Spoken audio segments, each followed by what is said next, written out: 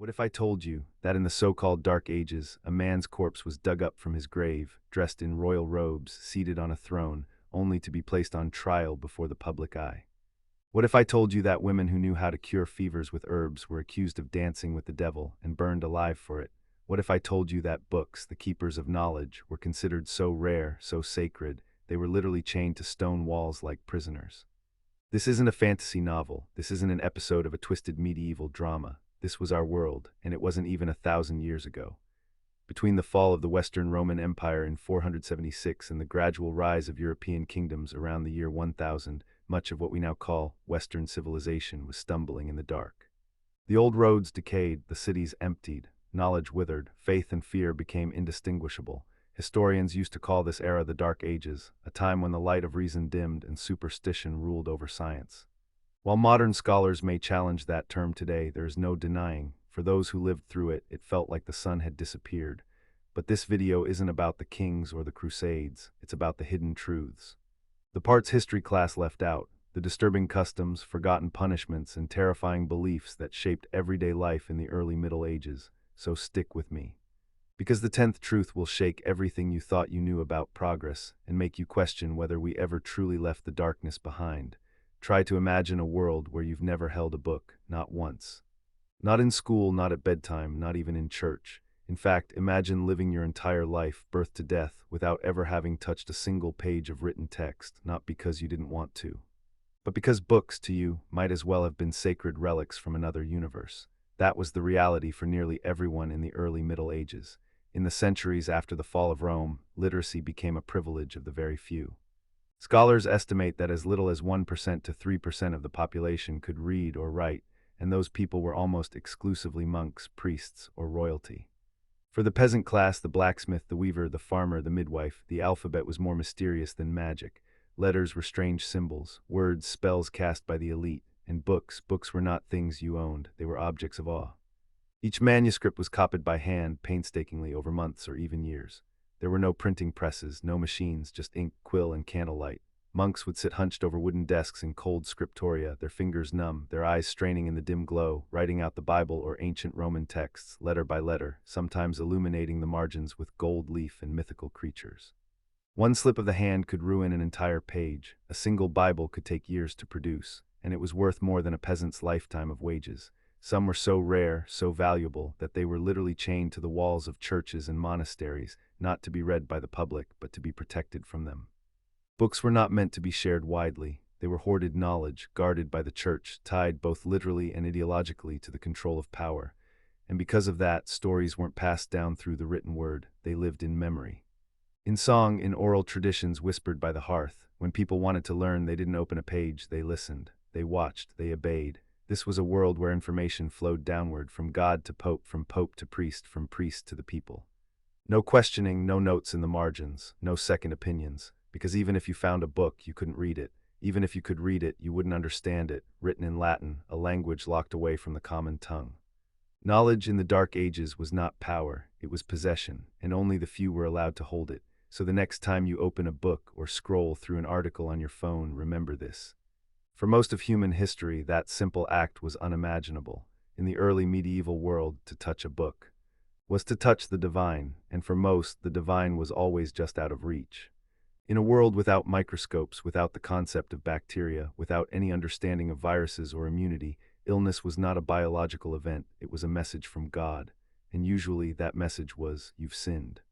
And now you will suffer. Imagine a mother watching her child fall ill with a fever. There were no hospitals, no antibiotics, no idea that dirty water or infected wounds might be the cause.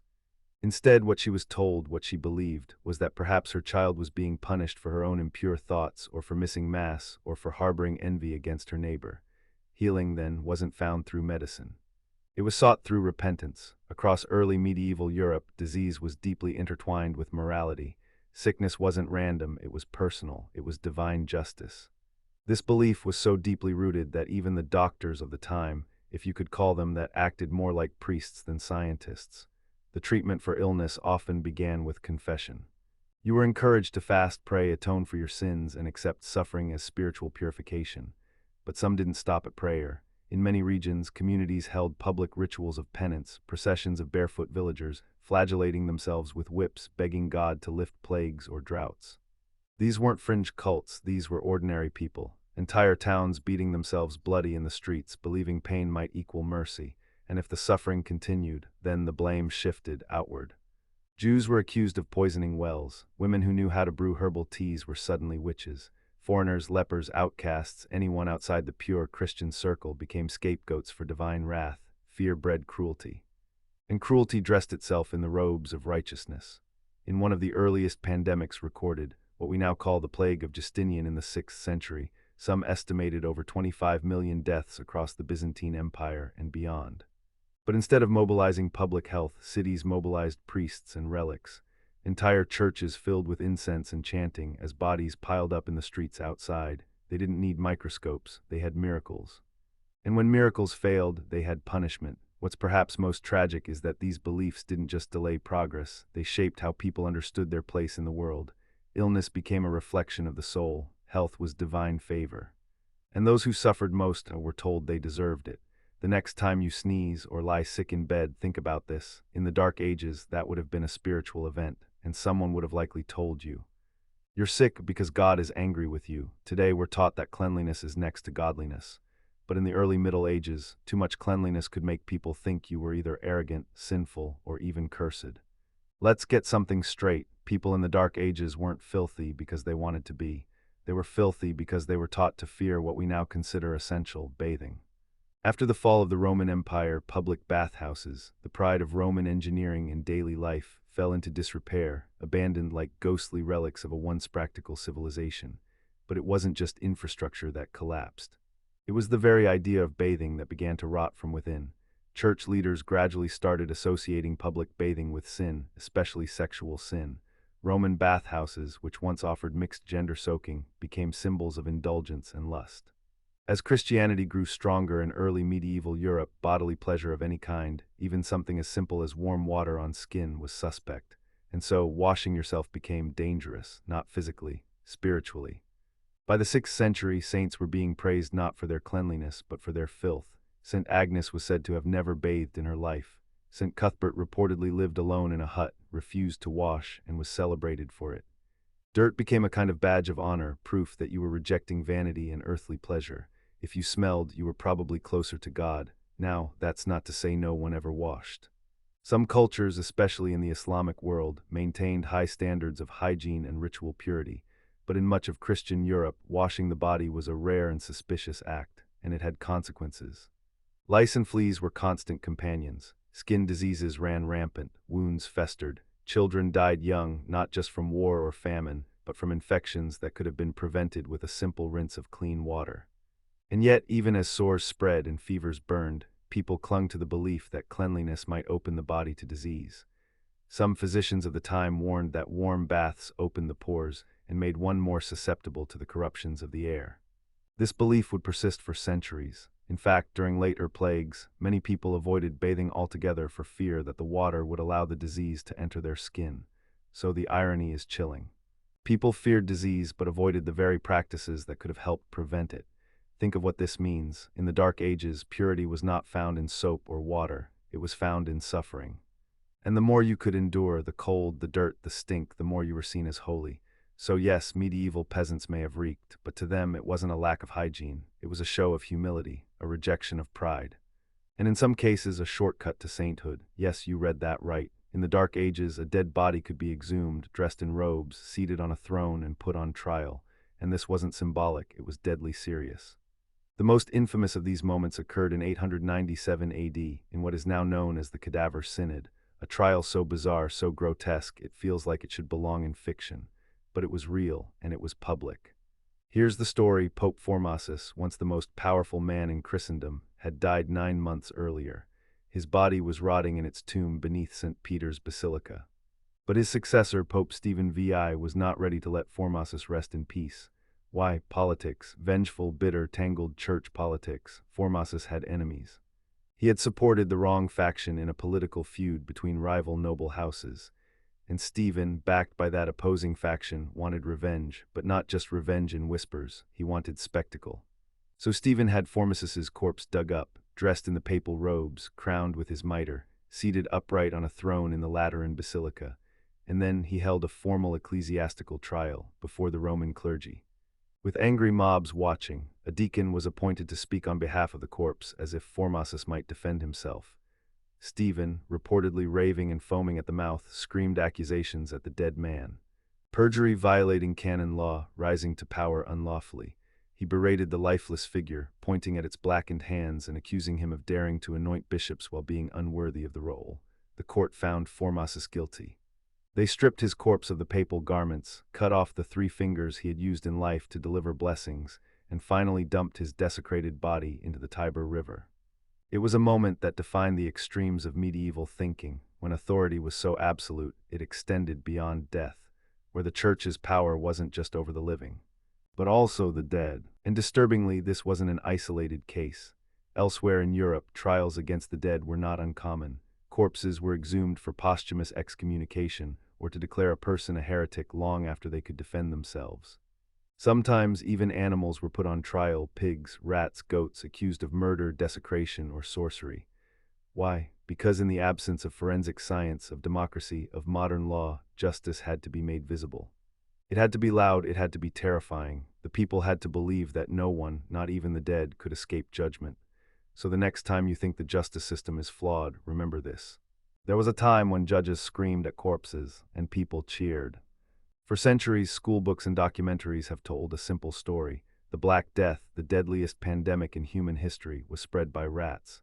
Filthy, flea-ridden rats crawling through medieval alleys, hitching rides on merchant ships, sneaking into granaries and bedrooms.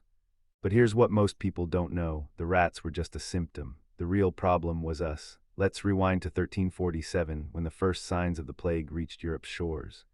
Within just 5 years, it wiped out an estimated 1/3 to half of Europe's population. Tens of millions of people dead in a span so short, it felt like divine punishment.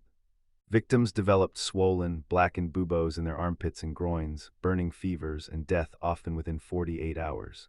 For generations, the narrative was simple.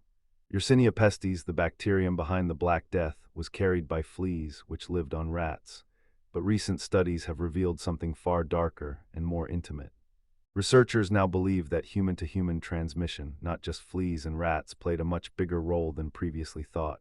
And the conditions that allowed it, they were entirely man-made. Let's start with the basics.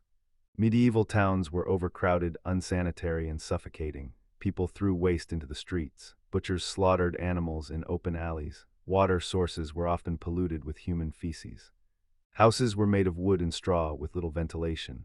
In winter, families huddled together in the same room with livestock, sharing air, fleas, and filth. In summer, heat baked rot into every crevice. And there was no concept of quarantine, no organized system of identifying symptoms, isolating patients, or burning infected materials. When people fell sick, they ran to churches, to family, to healers. And in doing so, they spread the disease faster than rats ever could. But that's not all. Some of the most rapid and deadly outbreaks occurred in cold, mountainous regions where rats were scarce, meaning the fleas didn't need rats at all. They jumped from person to person. Clothing, bedding, unwashed skin, these became the true highways of death. And the response: instead of focusing on sanitation, authorities launched pogroms against Jewish communities, claiming they had poisoned wells. They blamed witches, foreigners. They ordered mass flagellation rituals, with blood-soaked believers marching through towns, whipping themselves in hopes of divine mercy, all while ignoring the rot beneath their feet and the ignorance in their minds. In the end, it wasn't nature that doomed them. It was belief without knowledge, faith without reason, and a society that feared the devil more than disease. So yes, rats played a role, but they weren't the architects of the apocalypse. We were. In the modern world, justice means courts, rights, and trials, an ideal of fairness, at least in theory. But in the Dark Ages, justice was less about truth and more about terror. If you were accused of a crime in medieval Europe, you didn't get a lawyer. You didn't get a jury of your peers. You got pain. You got public spectacle. You got something they called God's judgment. One of the most widespread methods was trial by ordeal, and it was exactly what it sounds like: a gruesome physical test, supposedly overseen by divine will. If you passed, it meant God had intervened to save you. If you failed, well, you were guilty. Ordeal by hot iron: you'd be forced to carry a red-hot bar of iron for several paces. Then your burned hand would be wrapped in cloth. After 3 days, the bandage would be removed. If the wound was healing cleanly, you were innocent. if not condemned. Ordeal by water, you'd be tied up and thrown into a body of water. If you floated, it meant the water, symbol of purity, was rejecting you. You were guilty. If you sank, you were innocent, but you'd probably drown before anyone pulled you up. This was not justice. This was performance, a ritual of fear masked as righteousness, and worse still, these ordeals were often reserved for the poor. If you were wealthy or noble, you could usually settle your case through oaths or duels. You'd swear your innocence on holy relics and have others testify to your character. But if you were a peasant, the hot iron was waiting. Beyond ordeals, torture became a method of extracting confessions, and in medieval logic, confession was the ultimate proof of guilt. The tools were horrific: the rack, which dislocated joints and tore muscles as your body was stretched; the thumbscrew, which crushed fingers bone by bone; the strupado, where you were hung by your wrists and dropped violently, sometimes until your shoulders were ripped from their sockets; and yes, the Iron Maiden, a spiked coffin. Though historians debate whether it was used in this era or just imagined later, the very fact it became a symbol shows how far medieval justice twisted into torture theater. And let's not forget public executions, beheadings, hangings, burnings, all performed like twisted plays in town squares. Children watched, clergy blessed, crowds cheered. Justice was not about reform, it was about control. Control through fear, but perhaps the darkest truth: most of these tortures were done in the name of salvation. Pain was seen as purifying. Suffering would cleanse your soul, even if it killed you. In the Dark Ages, justice wasn't blind. It was cruel, and it wore a cross. When you hear the word witch, what do you see? A haggard woman with a hooked nose, muttering spells in the woods. A coven dancing naked under the moonlight. A black cat, a bubbling cauldron, a curse. That image is powerful, but it's also a lie, shaped more by fear than by fact. In the early and high Middle Ages, witchcraft wasn't yet the mass hysteria we associate with later centuries. In fact, the Church initially denied its very existence. As strange as it sounds, early Christian doctrine considered belief in magic to be superstition, a foolish relic of paganism. But as society unraveled after the fall of Rome, that belief mutated. By the 10th and 11th centuries, Europe was teetering between faith and fear. Disease, famine, and war ravaged villages. And when people couldn't understand suffering, they needed someone to blame. That blame often fell on women. Midwives, healers, widows, women who lived alone or knew how to work with herbs, women who didn't remarry, who didn't bear children. Women who were inconvenient. In many small towns, these women were the only source of medicine.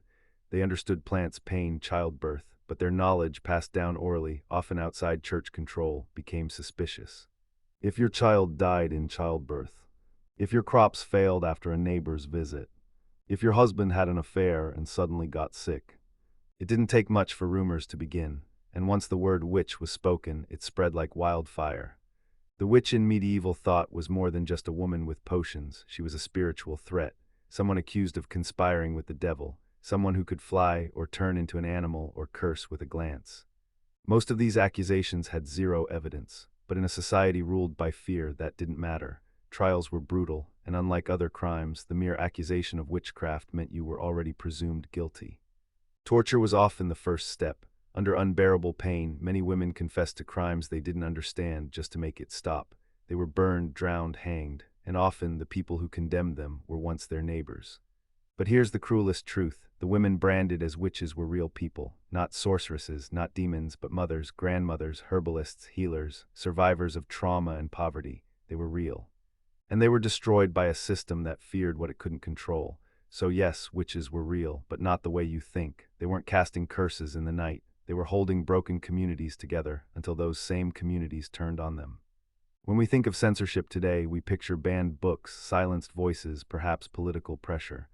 But in the Dark Ages, censorship wasn't just about what you read, it was about what you thought.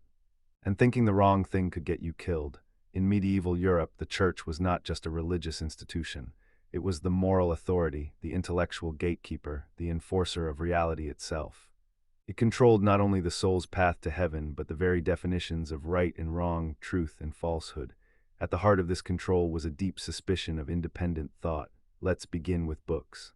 Books were rare, precious, and written by hand. They lived mostly in monasteries, guarded by monks who copied them letter by letter.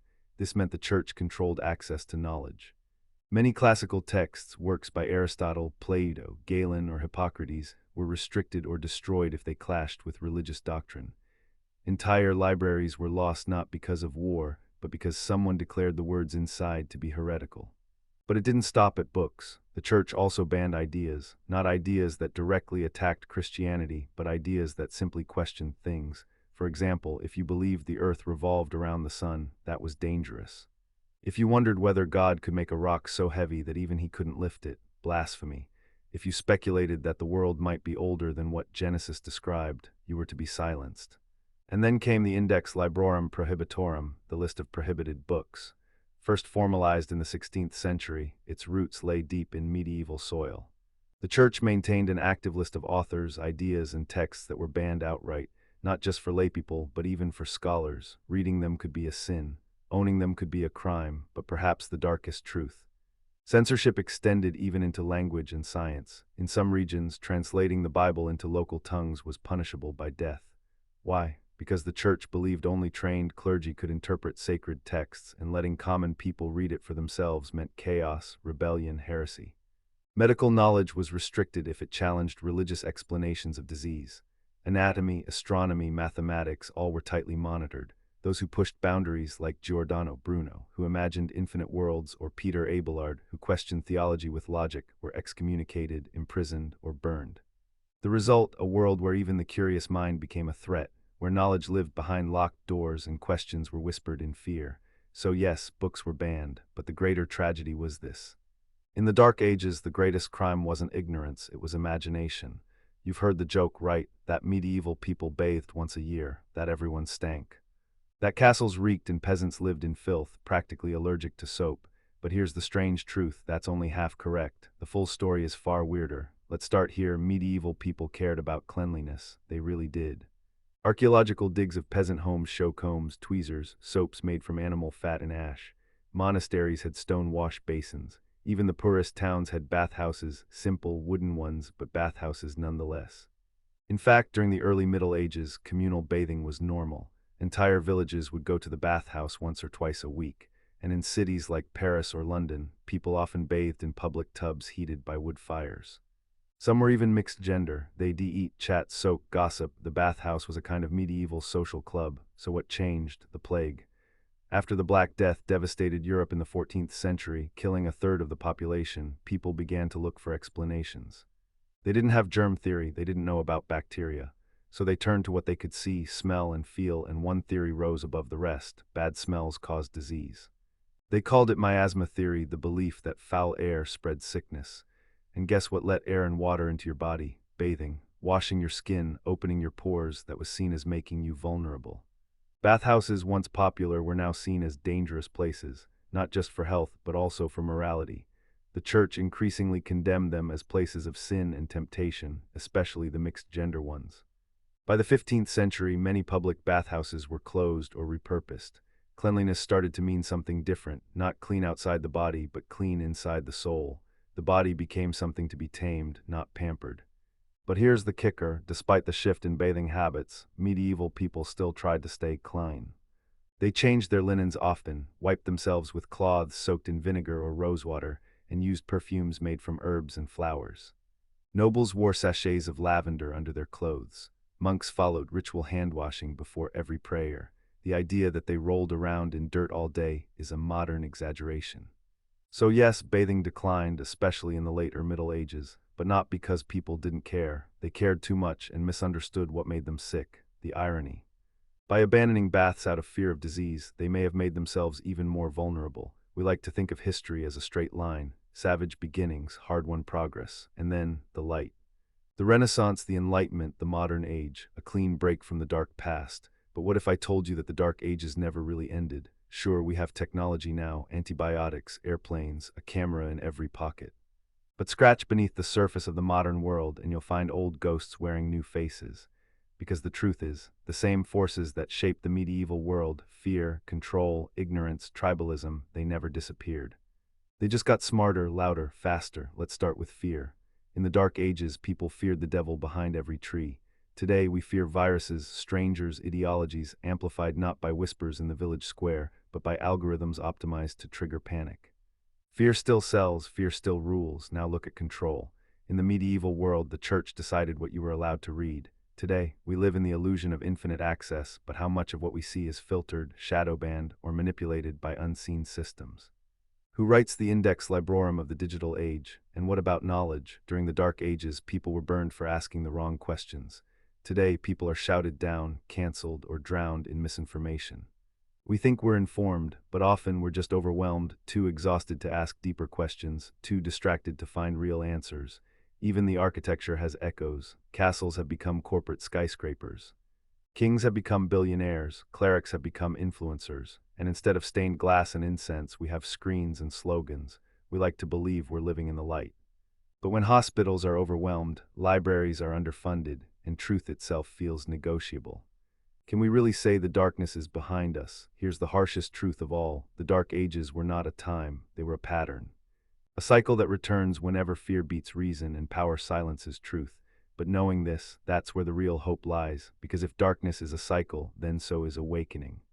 Every time someone reads a banned book, speaks an uncomfortable truth, or dares to think freely, the candle lights again. And maybe that's the final truth you were never taught. You are the torchbearer now, so light it up.